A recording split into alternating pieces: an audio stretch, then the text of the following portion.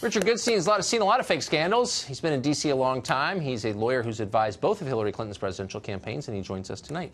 Thanks a lot, Richard. Good to see you. Great to have you back. So I was thinking tonight, as I was writing this, I was thinking, Russia obviously is the greatest geostrategic threat we've ever faced in this country. I know that because I listen to the Democrats, all my neighbors. And I wonder if this has caused you to rethink the position that Democrats had for 70 years when the Soviet Union existed, where they made excuses for the Soviet Union and prevented, for example, missile defense from being built in this country. Are you rethinking that? Is anyone atoning for that? Because I watched it, and that happened. Yeah, I don't think that's a fair characterization. Look, I think what this Uranium One scandal, and you'll pardon me if I put it like that, shows me that the people pushing this feel like the noose of Mueller is tightening. Because otherwise, no self-respecting person, based on the facts, not an ounce of uranium has been exported. The price of uranium has dropped by 2/3 since this deal was passed.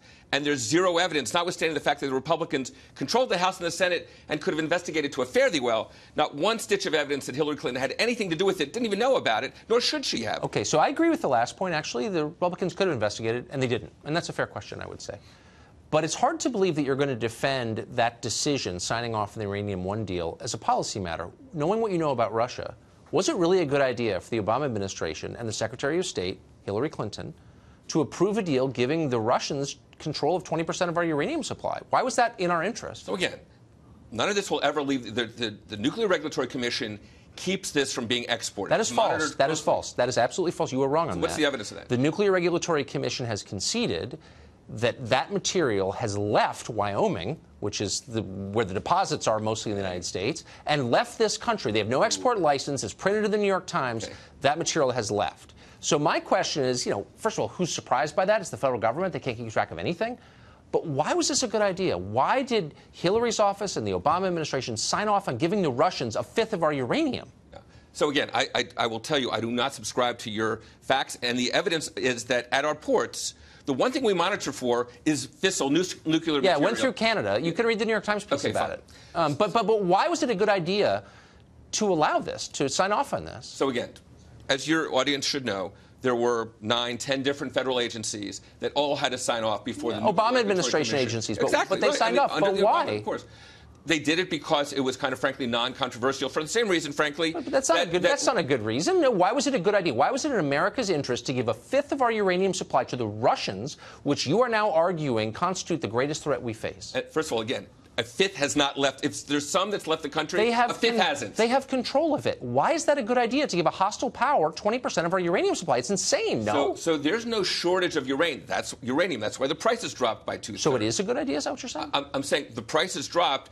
Why? Because natural gas is so cheap that building nuclear power plants, frankly, doesn't make sense. But that's not the concern. The concern is not that this uranium will go to build nuclear power plants. The concern, of course, will be used for offensive weapons. And that's the concern in the fact that it has been, that a fair amount of it, according to the New York Times, has been exported off this continent, not just to Canada, but off this continent. But here's the point. You're not going to answer the question. I can't find a single person who will defend this as a decision made by Hillary Clinton and Barack Obama and others in that administration. Why would you do this? Well, and I'm saying it wasn't a decision made by them. Yes, it was. It was made by people in agencies that they ran. But the fact is, there's zero evidence. This was raised a year ago. Again. Oh, so they didn't know? No.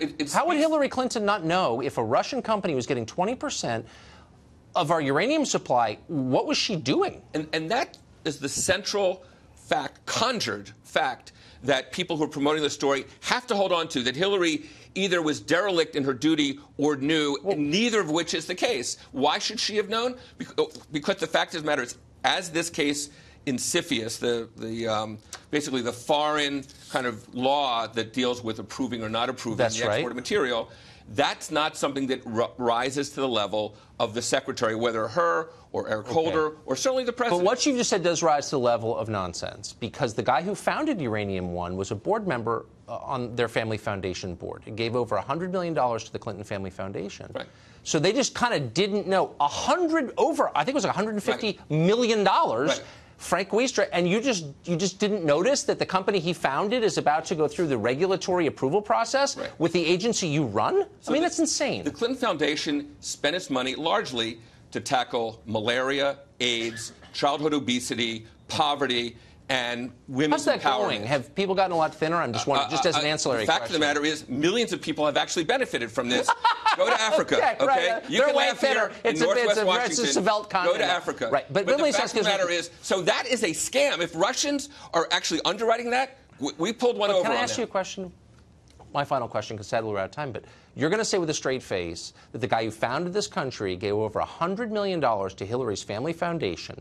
That company needs approval from her agency, and yet she was somehow unaware of this on a topic that's like inherently important to American national security. Right. And my answer is people and the agent in the State Department were under oath by Republicans in the House and Senate, and 201, there's been zero evidence to suggest it even got to her attention, let alone that. And again, she was one of 10. One of 10. Seriously, and the fact that her husband has taken $500,000 in speaking fees from the Russians like 2 weeks before, that didn't come to her attention? Well, again, evidently it didn't. Either that, or you have sort of widespread, sort of examples of people. This is a tough one to defend, but I will give you about an A-. Most of that's for I'll take effort. that. For effort. Thank Thank you, Richard. Thank you. Thank you, everybody, Wesleyan.